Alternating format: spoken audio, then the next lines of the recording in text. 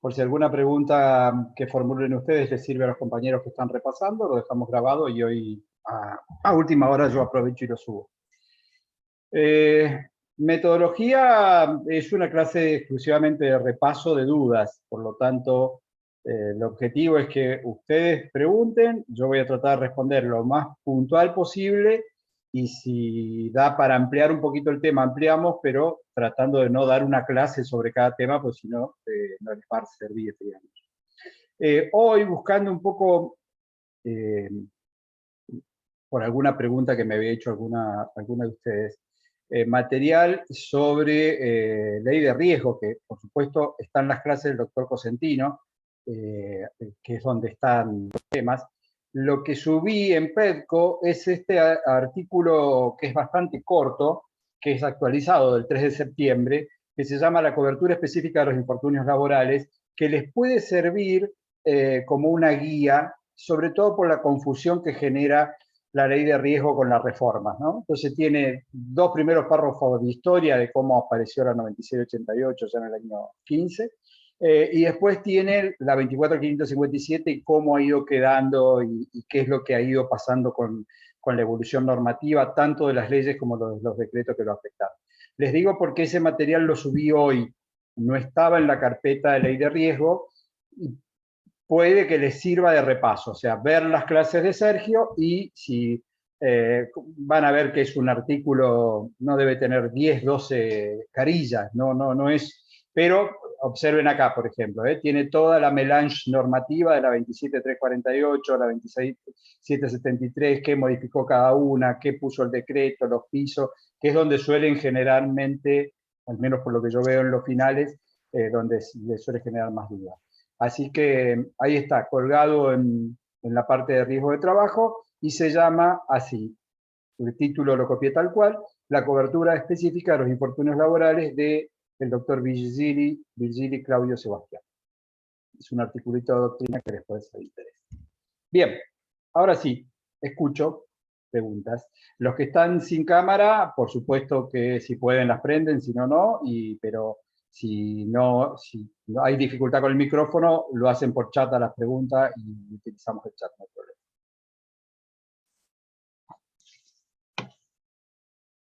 ¿Quién rompe el hielo?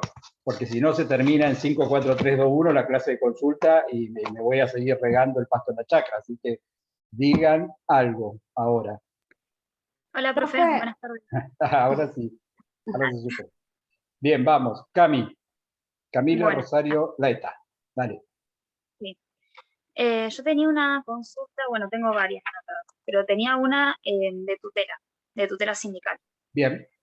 ¿La tutela sindical abarca también, por ejemplo, el preaviso? Por ejemplo, si me queda un mes de tutela sindical, me quedan 30 días, ¿me pueden preavisar de despido para que tenga efecto desde el día siguiente a que finalice la tutela? No, ningún tipo de medida puede ser tomada vigente la tutela, salvo que se haga el trámite de exclusión de tutela. Y como el preaviso es un instituto que integra ya la parte de la extinción de la relación laboral y está prohibido al tutelado despedirlo aún con causa, no podría ser preavisado. Por lo tanto, si vos tenés un trabajador tutelado y vas a proceder a un despido incausado, vas a tener que esperar que finalice la tutela, que finalice el plazo posterior de tutela, si es un delegado de 1 año.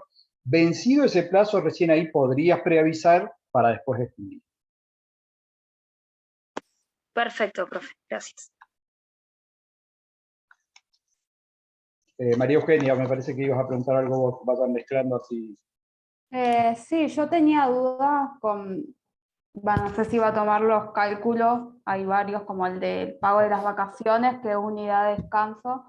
Todos los cálculos, hay una cantidad. Ya colgué el parcial, ya lo hice esta mañana, así que imagínate una cantidad de cuentas, consíganse un abaco. No saben ni lo que es un abaco. No, bueno, pero estoy al horno con los a ver, ¿cuál es la duda? ¿Cuál es la duda? Dale, vamos.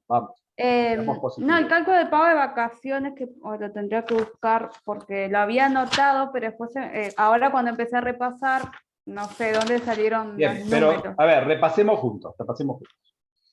Con las vacaciones, sabemos que la ley escalona la cantidad de días según la antigüedad y dice que las vacaciones completas son de 14 días para un trabajador que tiene hasta 5 años. Y después va subiendo de a 7 días cada 5 años. Eso es fácil. Ahora, para tomar las vacaciones completas, los 14 días, la ley te pide como requisito haber trabajado la mitad de los días laborables del año, es decir, los días con derecho a trabajo.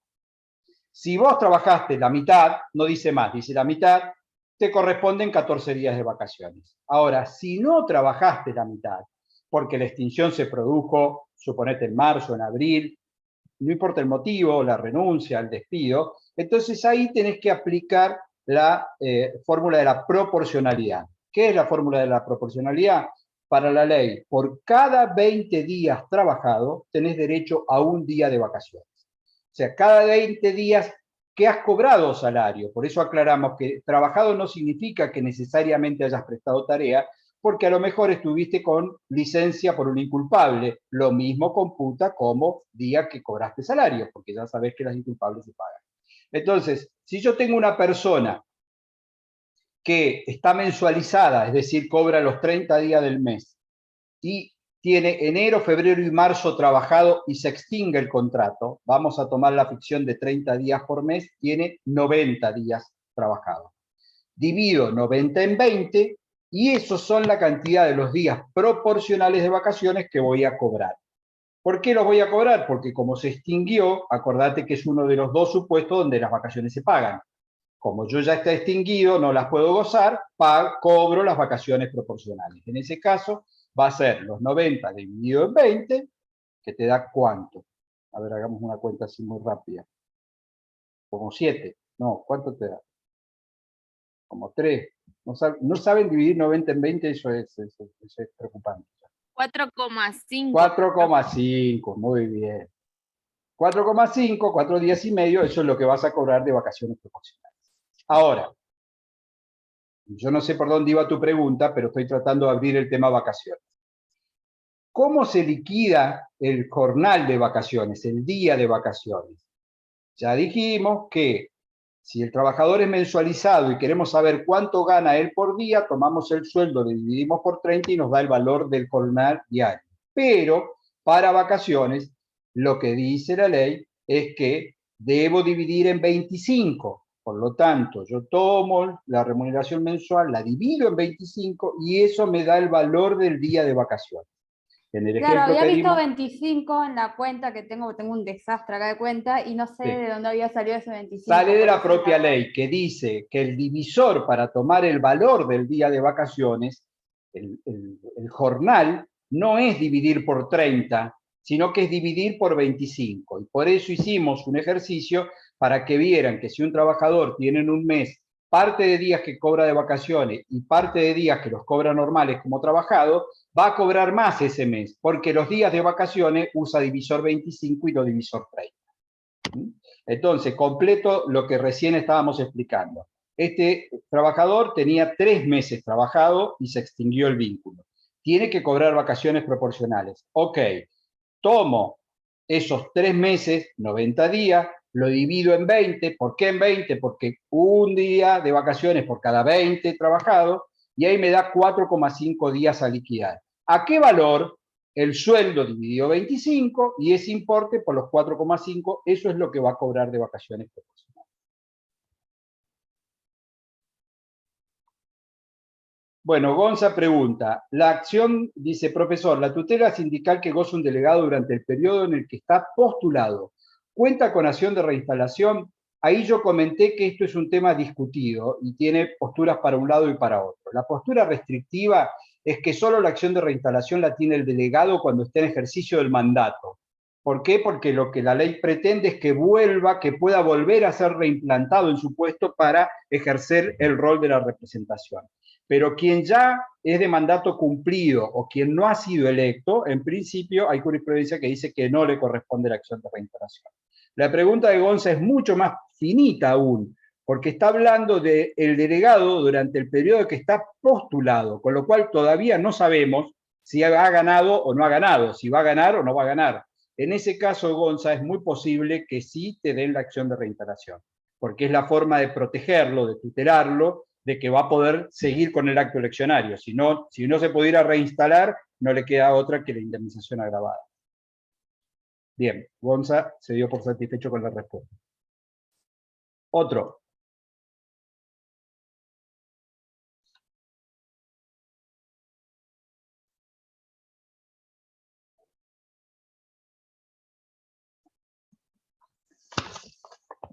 Están muy tímidos. Recuerden, Profe, el conteo es 5, 4, 3, me voy. Sí, ¿quién está? yo tengo, Dale. Pamela, tengo Sí, una Pame. pregunta. Estoy en el pie, profe, disculpe, por eso no pongo la cámara. Mi pregunta es con relación al SAC, en la indemnización. Sí, Si, por ejemplo, me despiden en noviembre, sí. ¿no? O sea, con preaviso, todo, pero en noviembre, fines de noviembre, ponele. Ujú. Yo en diciembre cobro el sueldo de noviembre, porque es a mes vencido. Sí, ¿Qué pero el pasa ahí sueldo, con el...? pero para. ¿El sueldo cuándo lo vas a cobrar? El sueldo de noviembre, ¿cuándo lo vas a cobrar? En diciembre. El cuarto día hábil de diciembre. Sí. El cuarto día hábil de diciembre. Supongamos que el 1 de diciembre justo es lunes, entonces 1, 2, 3, 4, el 4 de diciembre tenés que cobrar el sueldo de noviembre. El SAC, ¿cuándo vence? ¿Cuándo se cobra el SAC del segundo semestre? ¿Alguien se acuerda? Yo tengo dudas de si diciembre o enero. O No. sea, sé que siempre se paga en Se diciembre. cobra en diciembre, pero ¿qué día de diciembre? Porque esa es una modificación de la ley. Antes se liquidaba el 31 de diciembre. ¿Alguien se acuerda qué día de diciembre se liquida el SAC? Hasta el 20, ¿no es? 18, 20 más o menos. Más o menos, y si buscamos la fecha exacta y vamos a la ley contrato y encontramos el día, bueno, Gonza dice el 15, che, ¿quién va más? Uno dice el 15, otro 18, el 20, más o menos por ahí sé que en algún momento me lo pagan. ¿Alguien lo busca en la ley contrato? ¿Tienen la ley contrato? ¿Sí? ¿Alguien me dice el artículo y la fecha exacta? 3, 2, 1, ninguno. Desaprobaron todo. Qué pena, acá se terminó la clase de repaso. Bueno, estuvo muy bueno mientras duró. Che, en serio, ¿no se acuerdan? No, Gonza, no es el 15. Paga aproximación, esto es como la quiniela más o menos. El 18. Muy bien, ¿quién le acertó? Camila, que lo encontró en la ley. Muy Yo ya lo bien. había dicho. Sí, lo habías dicho, el 18. ¿Por qué el 18? Bueno, y vamos a explicar algo que no habíamos explicado porque es muy finito de liquidación, pero para que lo entiendan. Pues la pregunta de la compañera es, che, lo despidieron en noviembre. ¿Cobra SAC proporcional? Sí, por supuesto, porque él trabajó julio, agosto, septiembre, octubre, noviembre, 5 meses de vengol derecho al SAC. ¿Sí? Pero la cuestión, dos temas finitos. Diciembre también lo va a cobrar. ¿Por qué? Porque como no lo han preavisado, le van a tener que pagar la indemnización sustitutiva de preaviso. Y le van a tener que pagar el SAC sobre la indemnización sustitutiva de preaviso, con lo cual el trabajador va a cobrar el SAC completo. Pero hay otro tema más. Como se liquida el 18, y ustedes ya saben que el SAC es la mitad de la remuneración más alta que se haya percibido en el semestre, ¿qué pasa con este trabajador que le vamos a pagar el SAC el 18 de diciembre y todavía no sabemos cuál es el sueldo de diciembre? A ver si me siguen, Eugenia. Yo le estoy pagando el 18 de diciembre el sueldo anual complementario del semestre. Y digo que tiene que ser el 50% de la remuneración más alta. Pero ¿y la remuneración de diciembre? ¿Cómo hago para ponderarla? Si la va a cobrar recién el 5 de enero. Entonces, frente a eso, se paga el SAC tomando la más alta hasta el momento y se ajusta, si hubiera una diferencia, cuando se pagan los haberes de diciembre a principio de enero. ¿Se entendió esto? ¿Y el por qué? Porque técnicamente el SAC es el 50% de la remuneración más alta del semestre. Y yo todavía no sé cuál es la más alta del semestre, porque normalmente la de diciembre suele ser la más alta, sobre todo en los trabajadores que tienen tareas vinculadas con las comisiones o con las ventas, es un mes de mucha actividad por el fin de año, por la Navidad, etc. Entonces, bueno, pero la ley con la reforma lo que priorizó es que se cobre antes el aguinaldo de las fiestas para disponer de ese dinero y que luego se ajuste, si hay una diferencia, con el sueldo de diciembre, es decir, el cuarto día hábil de mes. Y eso es lo que en la práctica debe hacerse. Algunos empleadores no lo liquidan el 18 y lo pagan recién a fines de diciembre, en enero o en cuotas, pero eso no es lo que dice la ley, eso realmente es ir en contra de lo que dice. Tenía una pregunta, discúlpenme, eso quedó, no me acuerdo quién me lo había preguntado. Creo que Gonza me Sí, estaba profe, preguntando. yo. Bien. Gracias. Dice, ¿la RT cubre a trabajadores que estén realizando medidas de acción directa? A la miércoles.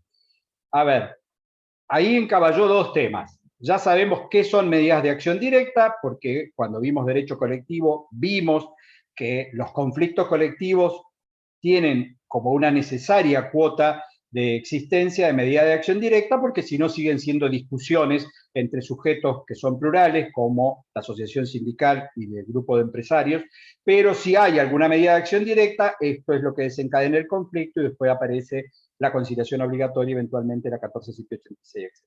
Lo que pregunta, creo que era Gonzalo, es, che, si hay un conflicto de colectivo y hay medidas de acción directa y hubiera eventualmente un accidente, ¿hay cobertura del RT? Creo que es eso. Gonza, corregime si fuiste por ahí o ibas para otro lado, porque no sé. Ok, sí.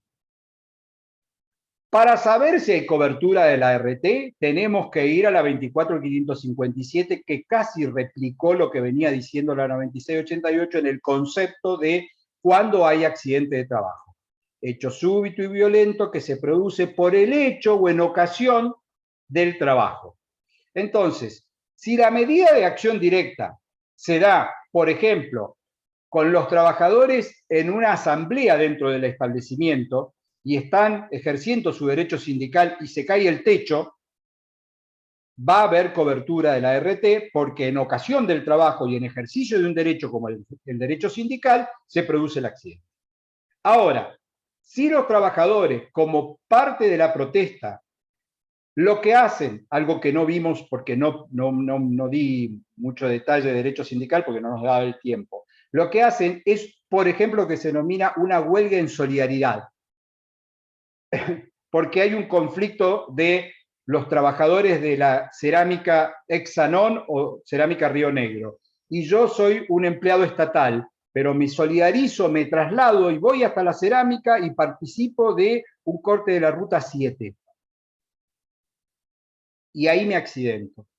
¿Hay cobertura de la RT?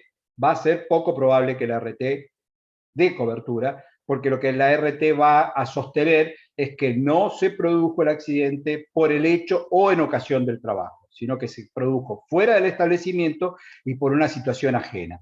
De todos modos, Gonzalo, no quiero ser terminante. Habría que ver en cada caso concreto y la pauta hay que buscarla en la propia ley de riesgo. ¿Cuándo hay accidente de trabajo? ¿Qué se entiende por accidente de trabajo? Como así que se entiende por enfermedad profesional. Pero si se ha cortado el nexo causal, lo mismo que la misma interpretación que vos ya sabés que existe para el accidente in itinere, como el decreto reglamentario después lo precisó, en el sentido de que puede que vos vayas desde tu casa al trabajo y que el desvío sea un desvío menor porque justo estaba cortado. Vos trabajás en Chipoleti y vivís en Roca, la ruta 22, que yo la uso todos los días, no hay día que esté igual, un día va para un lado, la están pavimentando. Bueno, si tenés que hacer un desvío, pero no pierde la línea de la trayectoria del trabajo porque no hay un corte en beneficio personal tuyo y te accidentas, el accidente sigue siendo emitible. Ahora, si en vez de ir a Chipoleti te agarrás y te vas de paso a ver unos amigos que tenés en Cinco Saltos y a la vuelta de Cinco Saltos te accidentas y se corta el nexo causal y deja de ser emitible. Esa es un poco la idea de cómo se mide. Bien, estoy con otra pregunta de Karen. Certificado de haber rendido examen, ¿puedo darles? Sí, por favor.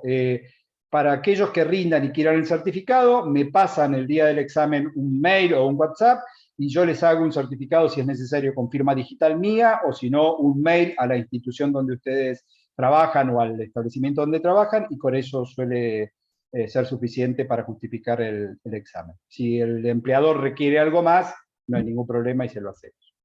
Bien. ¿Alguna otra consulta? A ver si me quedé algo en el medio. Ok. Bien, otro tema.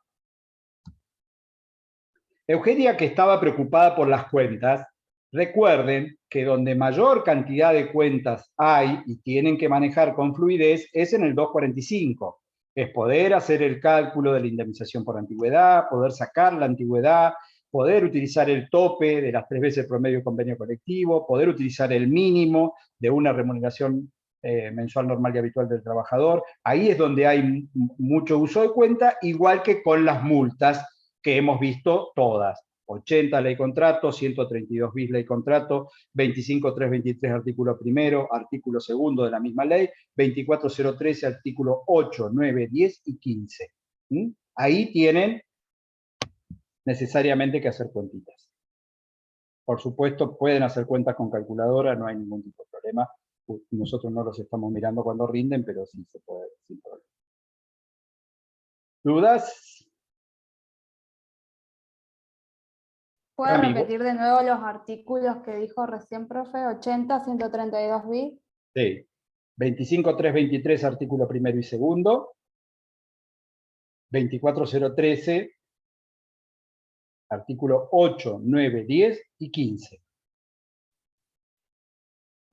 A esta altura, María Eugenia, vos eso te lo tendrías que saber de memoria. Así. ¿No? Cami, Más o vos menos. habías anotado 50 preguntas y hiciste una sola, Camila. No te puedo haber contestado en esa sola pregunta todas tus dudas. No, si tengo más, no se preocupe. Bueno, Tengo dudas respecto a las remuneraciones que cobra un trabajador con incapacidad laboral. bien. Cuando la incapacidad laboral es permanente, por ejemplo, era temporal. Pero para. Vamos juntos. Sí. ¿Estás en ley de riesgo o estás en inculpables? No, en ley de riesgo. Estás en ley de riesgo. ¿Estás en ILT? Sí. En la incapacidad laboral temporaria. O sea, en los primeros 2 años, eventualmente, superados los primeros 10 días. Exactamente. Bueno, Cami, un segundo, pará, no me preguntes, pará. El resto, que no me estaba preguntando nada, ¿entendió a dónde está yendo la pregunta de ella? Porque yo empecé a despejar rápidamente X para saber dónde estaba, pero me interesaría saber si todos están entendiendo por dónde estamos yendo en el análisis. Lo primero que hicimos fue despejar y decir, inculpable versus ley de riesgo. Sacamos las inculpables, fuimos a ley de riesgo, 24.557 con la reforma. Lo segundo que hicimos es, ¿en qué periodo está? ¿Es la ILT, incapacidad laboral temporaria o no? ¿Estamos en ese periodo? Ok. ¿10 primeros días? No, porque paga el empleador. A partir del día 11 paga la RT. Y ahora, todavía no me preguntó nada Cami. Yo solo digo, recuerden que el decreto cuando modificó la ley de riesgo llevó a solucionar el pago de la ILT al igual que las inculpables. ¿Por qué? Porque me manda que liquide los periodos de ILT aplicando el 208 y siguiente de la ley contrato de trabajo. Es decir, que pague la misma remuneración que va a cobrar si estuviera trabajando. Todo en la cuenta que antes existía de los porcentajes, eso no va más. Si lo quieren estudiar en términos académicos de saber cómo evolucionó, está buenísimo. Pero si estudian derecho vigente, hoy, durante el periodo de ILT, el trabajador cobra lo mismo que si hubiese estado con un inculpable. Nada más que son 2 institutos diferentes. Pero en términos de plata, cobra exactamente igual, porque el decreto remite a la ley de contrato de trabajo. Ahora sí, Cami, tu pregunta.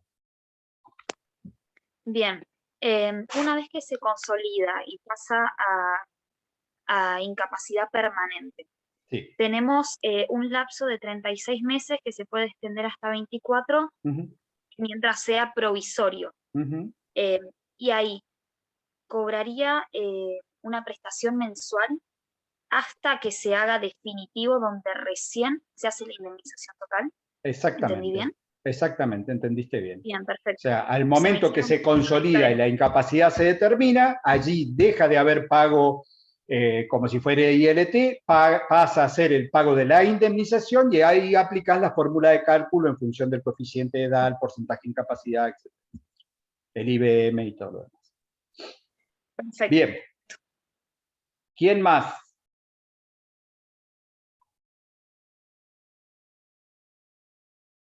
En el Profe, chat no vamos a tengo tener nada. muchas preguntas muchas para resolver cálculos de indemnización y demás en el parcial. Mire, el concepto de mucha es tan relativo. ¿Qué sería mucha para usted y qué sería mucho para mí? Veo que me voy a poner a filosofar. Habrán unas 5 preguntas de estimaciones de cálculos. En el total de 50 llega a ser un 10%, que no me parece que sea mucho, pero por ahí para usted es un montón. El parcial ya está hecho, son los temas que hemos dado, no hay temas no dados, y por supuesto que el grueso está en extinción y ley de riesgo, que son, y por supuesto, derecho colectivo, pero son los temas más importantes de esta parte de la materia. Voy con...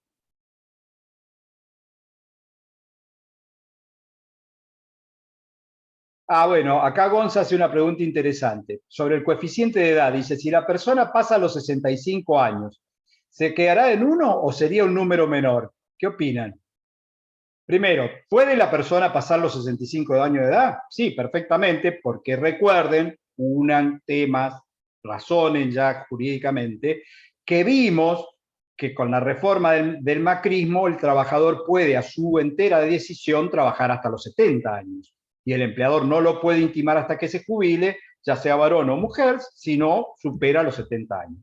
Por lo tanto, el supuesto fáctico que Gonzalo da es perfectamente posible, que alguien se accidente después de 65. ¿Y cómo sacamos el coeficiente de edad que para la fórmula de cálculo de la ley de riesgo de trabajo? ¿Qué sobre qué dividimos? 65 dividido a la edad del trabajador. A ver, ¿65 dividido a la edad del trabajador o la edad del trabajador dividido 65? Miren con qué pregunta tan pava ya los hice dudar, ya todos empezaron. ¿Dónde La iba? edad del trabajador dividido 65. Ok. Entonces Gonzalo dice, che, si el tipo tiene 65 y dividimos en 65 es 1. Ahora, si el tipo tiene 68, tiene 70 y dividimos en 65, ¿qué hacemos? ¿Aplicamos 1 o aplicamos los que nos dé? ¿Qué opinan? Creo que es eso, Gonzalo, que preguntaste. Yo te reinterpreto, o sea, te hago... Me tiraste la pregunta por escrito y yo me fui para cualquier lado. Sí, sí, dice que sí. Bueno, menos mal, si no, habíamos salido con otro tema. ¿Qué opinan? ¿Dice en alguna parte de la ley que el coeficiente no puede ser nunca menor a 1?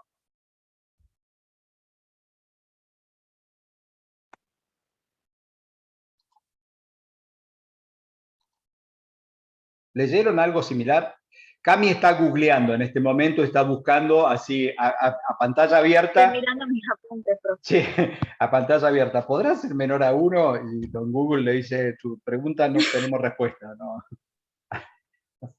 Puede ser menor a 1 porque no está topeado como mínimo. La ley no dice, porque la ley presuponía la edad jubilatoria 65, porque era la edad máxima jubilatoria ordinaria, más allá de que se podía trabajar con posterioridad a eso. Pero puede que el coeficiente dé un valor menor y que no dé 1. Entonces, a la pregunta concreta de Gonza, no tomo 1 como ficción, sino que pongo lo que me dé. ¿Qué más?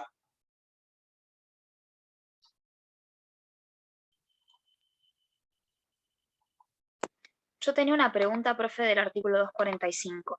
Dale. Cuando habla del que no puede exceder el equivalente de 3 veces el importe mensual, y a lo último de esa oración dice excluida la antigüedad. No entiendo cómo sería el cálculo excluyendo la antigüedad, no recuerdo si lo vimos esa parte. No, no lo vimos. La antigüedad vista como un adicional. Hay convenios colectivos que tienen la composición salarial entre básico y distintos adicionales. Esto sí lo vimos porque yo lo comenté con la zona, por ejemplo. Convenio colectivo que tienen un 5% de zona patagónica, otros del 10%, etc. Y convenios como el de comercio, que es el convenio que tiene mayor cantidad de trabajadores en todo el país, aparte de la zona, tienen un adicional por antigüedad. Por cada año trabajado va sumando un porcentaje de antigüedad. Entonces, no cobra lo mismo más allá de que los básicos sean iguales, un trabajador recién ingresado a uno con 10 años. Aun cuando los básicos son iguales, el que tiene 10 años computa 10 años de antigüedad. Entonces, lo que la ley dice a los fines de calcular la mejor remuneración mensual normal y habitual es que debe tomarse excluyendo el adicional de antigüedad cuando el convenio colectivo lo tenga. Si el convenio colectivo no tiene contemplado adicional de antigüedad, no tiene incidencia, pero si lo tuviera, hay que excluirlo. ¿Eso para qué? Para que vos puedas comparar valores que son simétricos, si no, un trabajador más antiguo que tiene el adicional de antigüedad tiene una remuneración lógicamente más alta. Lo que se toma son los básicos y cuando promedia el Ministerio de Trabajo de la Nación 3 veces el básico del promedio convenio colectivo, lo toma sin antigüedad. Lo toma pelado, básico sin incidencia de antigüedad. ¿Se entendió, Cami, o no te convencí para nada? Sí, se entendió, perfecto. Vale.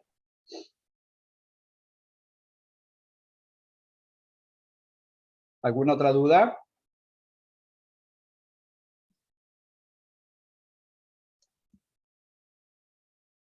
Bien.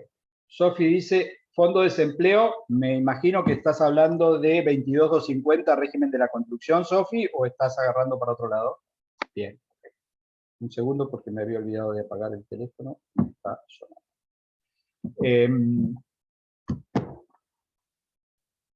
Recuerden, Ley 22.250, Estatuto Especial de los Trabajadores de la Construcción.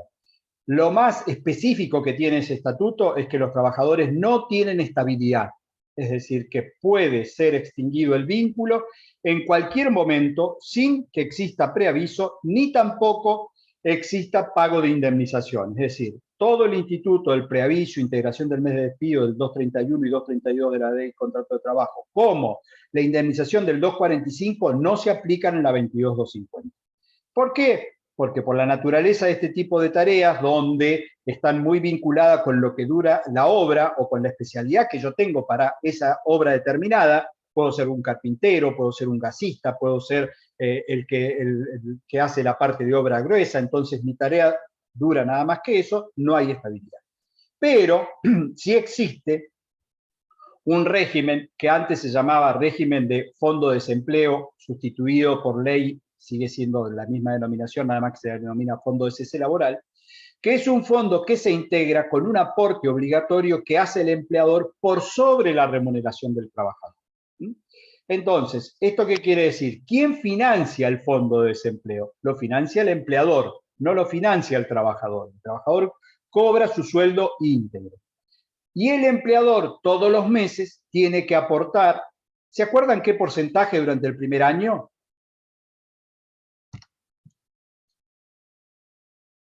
Paso. 12%. Bien, acá Sofi dijo el 8, pero el 8 es a partir del segundo año. El 12 es el más alto, es a partir del durante el primer año, y luego baja a partir de finalizado el primer año. Entonces, ese porcentaje que el empleador integra a esa antigua cuenta en el Banco Nación, hoy es un sistema por tarjeta bancarizado, es lo que el trabajador va a disponer libremente a las 48 horas de que se extinga el vínculo, cualquiera sea el motivo, porque acá no importa la causa. Se extingue la relación laboral y el empleador le tiene que devolver la libreta o la tarjeta en la actualidad, y con eso el trabajador va y accede a todos los fondos que se han integrado en su fondo de desempleo o de cese laboral. La pregunta, discúlpenme, porque para meterme en tema me fui un poquito más. ¿Cómo se integra? Bueno, se integra de esa manera, con el porcentaje que hace el empleador del 12% durante el primer año y a partir del segundo de un 8%, y el trabajador lo dispone cuando se extingue el vínculo. Se extingue el vínculo, va y dispone libremente. ¿Qué sustituye el fondo de desempleo? Sustituye, para la mayoría de la doctrina, tanto el preaviso como la indemnización por antigüedad, porque ambos institutos no se aplican al régimen de los trabajadores. No sé si contesté lo que había, lo que querías. Ok, gracias. Sofi, listo. Bien. ¿Alguna otra duda?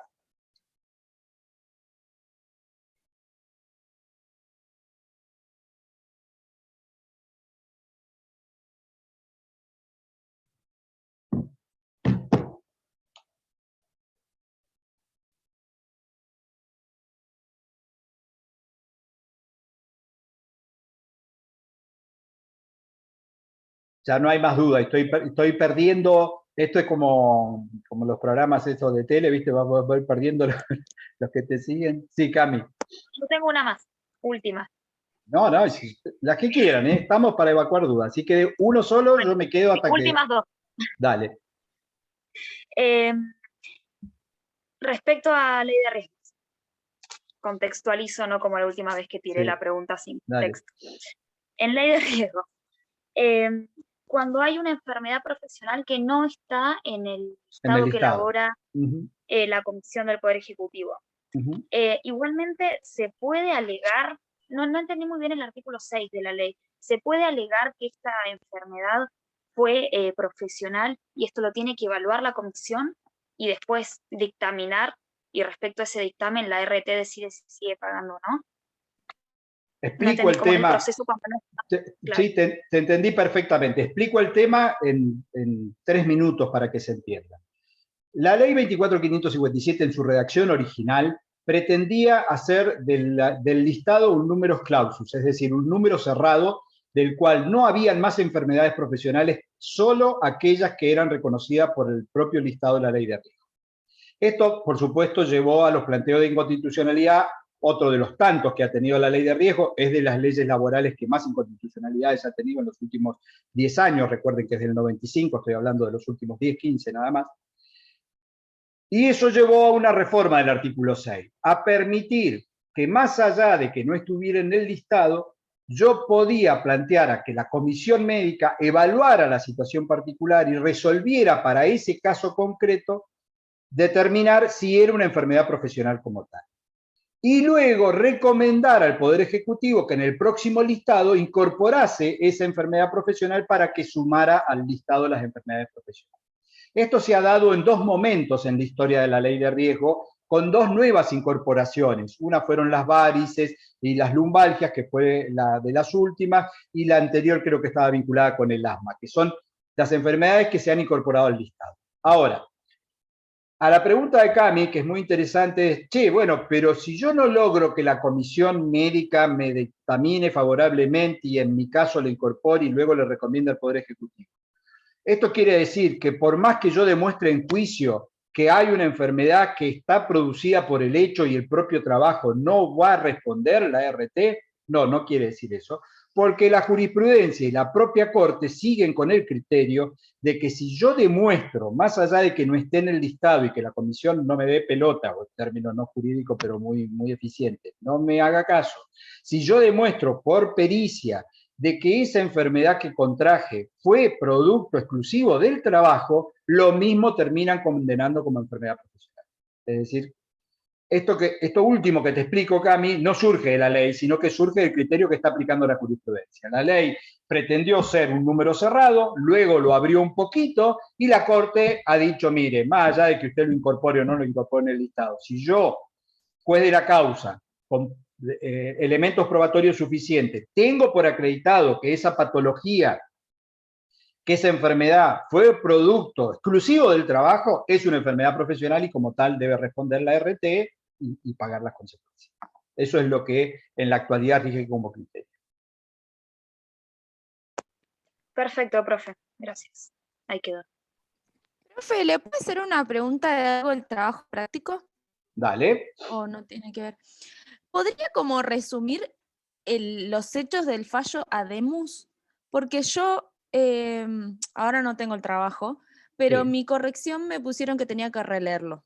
sí. Entonces, a mí me costó un poco el interpretarlo, busqué en internet aparte del que usted nos dio, pero quizás con sus palabras me resulta más simple, por lo menos los hechos. Vamos con las palabras de todos. ¿Qué se discutía en Ademus para vos? ¿No te acordás? Alguien que se acuerde, una punta. ¿Cuál era la cuestión? Estamos hablando de derecho sindical, estamos hablando de la diferencia entre simplemente inscriptis personerías gremial, el encuadre genérico de AT1, AT2, ROSI. Bueno, en Ademus particularmente, ¿qué se discutía? Estás muteada, Pame.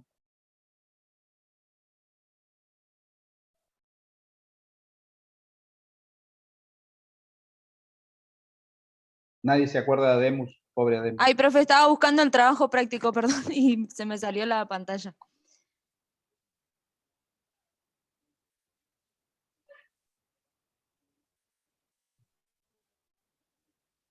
¿Alguien le tira un cable? ¿Qué era Ademus? ¿Alguien lo vio al fallo? A mí también, profe, fue el fallo que más me costó entender. ¿Pero qué se de todo. discutía? Más allá de que les costó. Dos palabras, ¿qué era lo que se estaba discutiendo? ¿O por qué se pronunció la Corte? Vamos a hacer así. Vamos a tomarnos un segundo y les voy a poner para que vean cómo el sumario, en el segundo punto, directamente.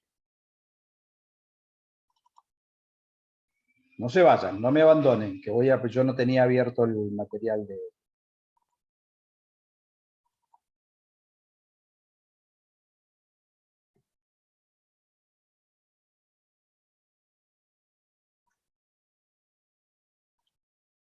Bien, ahora sí. Alguien me estaba aportando algo, ahora leo lo que me aportaban y les comparto la pantalla.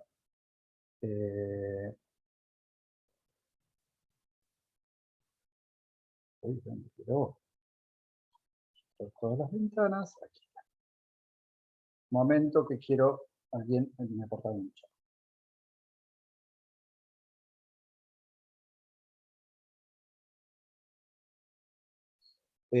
Karen, ahora te contesto la pregunta de horas extras, no importa si es del parcial o no, pero ahora te lo contesto. Déjame que termine con este tema de Ademus, así. Primero que nada, ¿qué es el 31 inciso A de la ley 23.551? ¿Fueron a ver qué es eso? ¿Qué prevé el artículo 31 inciso A?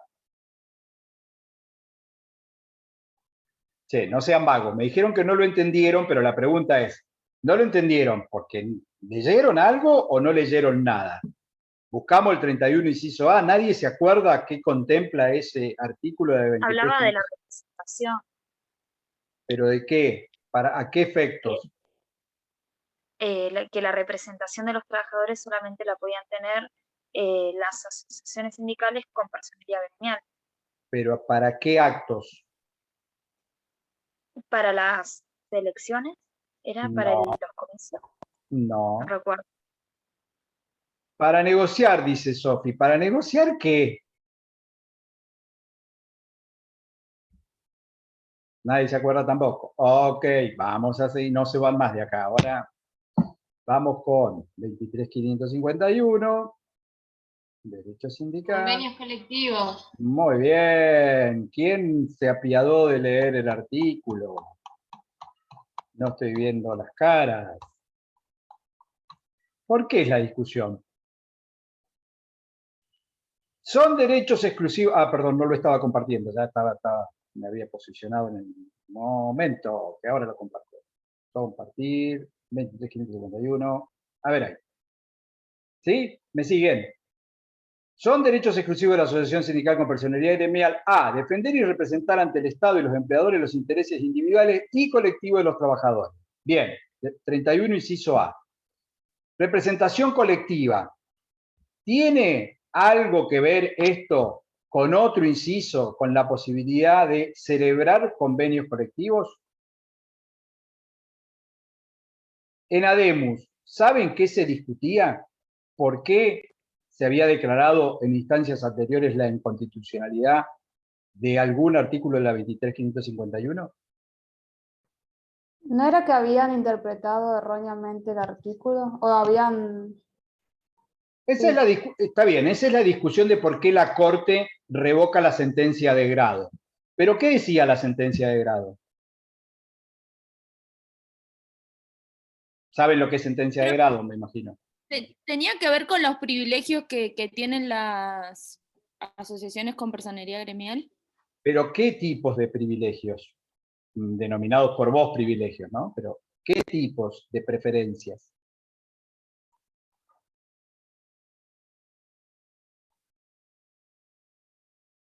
El problema es que ustedes no leyeron o no entendieron cuál era la discusión de fondo.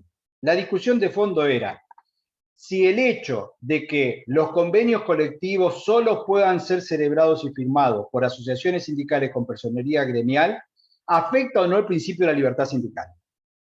Para la jurisprudencia de la Cámara, eso afecta al principio de libertad sindical y dice que viola los principios de la OIT, citando los tratados de OIT. Y en esa misma línea es que resuelve que sería inconstitucional el artículo 31, inciso A, donde le da la exclusividad de la representación a las asociaciones con personería gremial para la negociación colectiva. En cambio, la Corte dice, no, momento, esto no es inconstitucional ni afecta tampoco los principios de la libertad sindical, porque no es lo mismo este derecho, tal como está en la Ley 23.551, que la exclusividad para elegir delegado, que la exclusividad para que se hagan las retenciones de los aportes cuando son sindicatos con personería gremial. O sea, distingue AT1, AT2, ROSI de lo que es ADEMU. Y en ese sentido es que la Corte revoca la sentencia de la Cámara y dice, no afecta el principio de libertad sindical, usted ha interpretado mal cuál es la norma que debe aplicarse, y la norma que debe aplicarse en modo alguno viola garantías constitucionales. Entonces, por eso dice, las observaciones y recomendaciones formadas por los organismos de consulta de la OIT, a las que la Corte Suprema ha asentado su doctrina constitucional, dan una inequívoca respuesta a la situación suscitada en el caso. El artículo 31, inciso C de la 23.551, que reconoce a los sindicatos más representativos, esto es, los que cuentan con personería gremial, una prioridad en la negociación colectiva, no resulta constitucionalmente objetable. La misma regla contenida en el artículo 1 de la 14.250, texto vigente, mantiene pues toda su eficacia como acertadamente ha observado la recurrente en términos que el juez desechó con erróneo fundamento. Entonces, concreto, la Corte dice que el 31C, que es el que le da la potestad de negociación colectiva a los sindicatos con personería gremial, no es inconstitucional, ni afecta las recomendaciones de OIT. Eso es lo que se discute en ADEMUS. Por eso es que hizo un poco de ruido. ¿Por qué? Porque la Corte, con integración distinta, venía detectando distintas inconstitucionalidades en la Ley 23.551, todas vinculadas con aquello que ustedes denominaron preferencias o privilegios de las que gozan de personería gremial. Y la Corte dijo, es cierto, es inconstitucional que solo puedan elegir delegados, es inconstitucional que solo puedan representar frente al Estado. Ahora, no es inconstitucional que solo puedan celebrar convenios colectivos quienes gozan de la personería gremial. Y eso fue lo que resolvió en ADEMUS. No sé si yo observé que en alguno de los prácticos decía que no habían terminado de entender o que los llevaban a que lo leyeran de nuevo, pero no estuve con quienes corrigieron para saber por dónde había venido la discrepancia. Mi sensación es que ustedes no terminaron de ver cuál era la discusión. Se mezclaron con lo que dijo la Cámara, lo que dijo la Corte, y no terminaron de entender qué era lo que se estaba discutiendo. Y lo que se estaba discutiendo era si el hecho de que solo puedan celebrar convenios colectivos con las que tienen personalidad gremial es inconstitucional o no. Y la Corte dijo, no es inconstitucional. Esto no viola el principio de libertad sindical, ni viola las recomendaciones de OIT. Bien. Tenía alguna pregunta más, discúlpenme, que voy a ir a buscarla.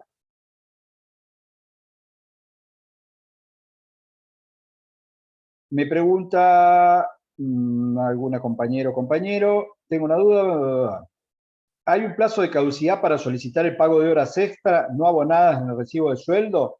Si prevé la ley, contrate algún artículo sobre eso, y si no corresponde a este parcial, bueno, no hay problema. A usted se lo voy a tomar en este parcial.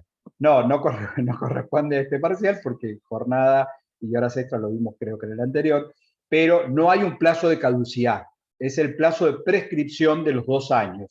Recordad que las caducidades son solo las que están expresamente numeradas en la ley. Y esas las vimos, sí, en el primer parcial, y las únicas caducidades son el plazo de 30 días para impugnar la sanción disciplinaria, las 48 horas para acogerse al beneficio de excedencia, las 2 semanas para tomarse el frasco compensatorio, hasta el 30 de mayo para las vacaciones. Esos son los supuestos de caducidad. Respecto de las horas extras trabajadas, no hay plazo de caducidad, podré reclamarla al límite, o sea, hasta el plazo máximo de 2 años, que es la prescripción, salvo que por supuesto interrumpa o suspenda la prescripción, con lo cual voy a tener un plazo mayor. Bien, ¿alguna otra duda o pregunta?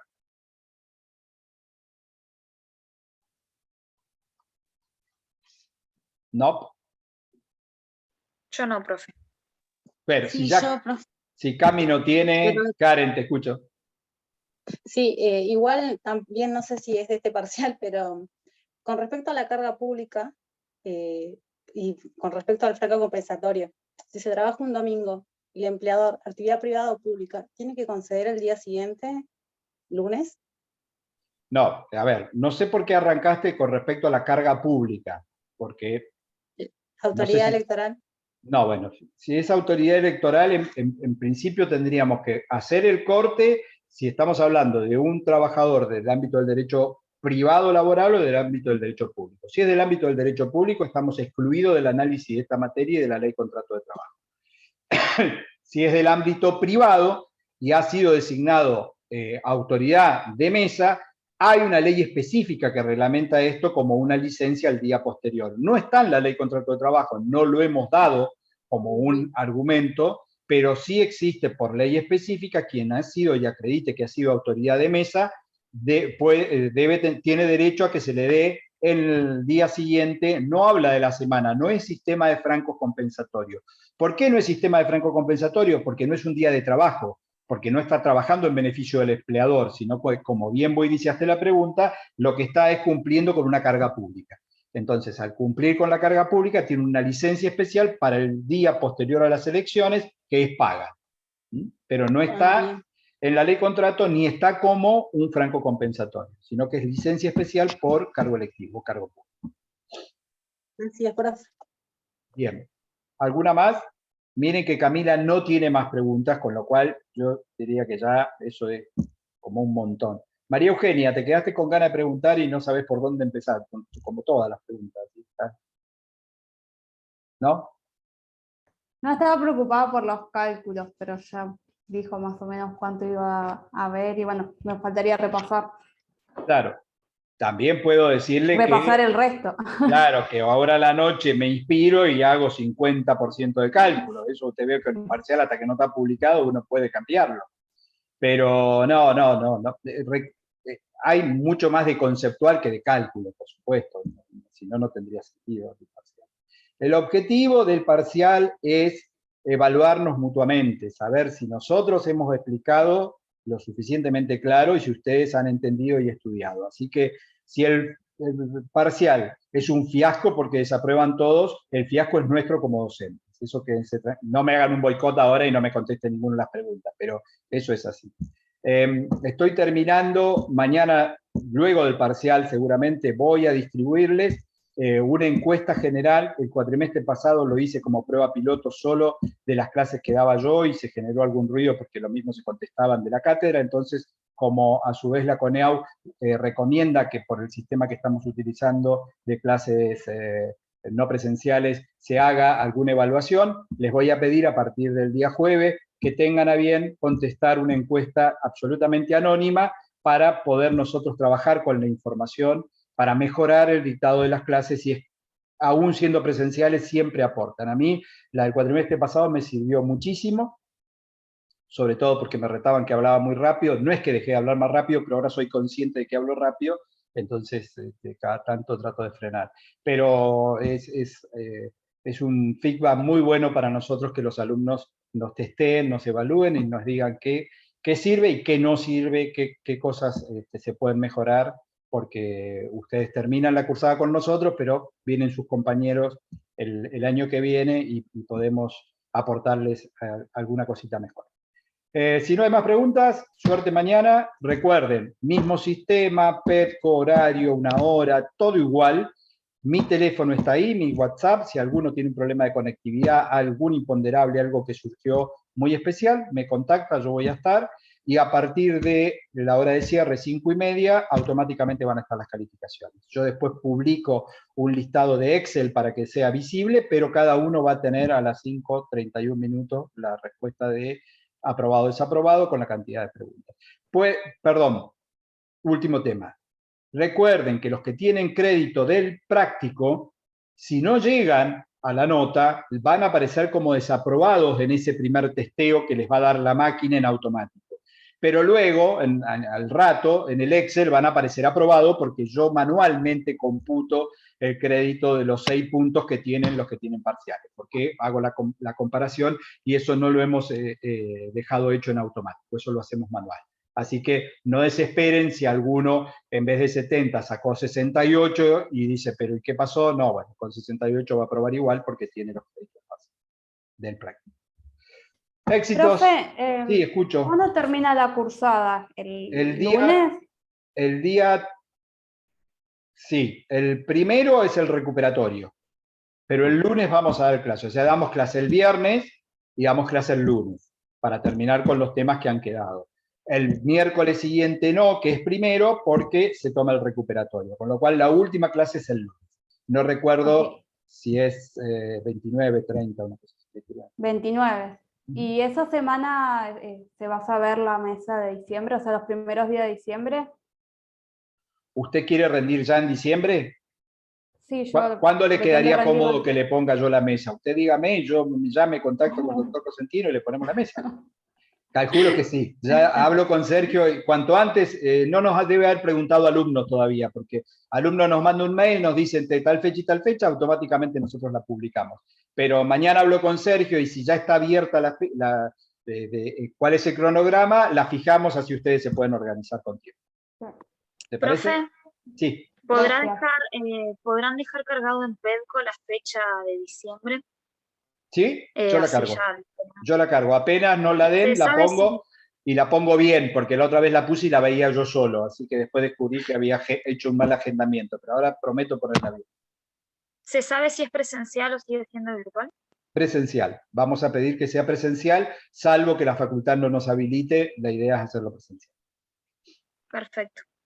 Bien, Gracias, profe. éxitos mañana, que anden bien. Chao, profe, gracias. Chao, hasta mañana. Gracias, profe, chao.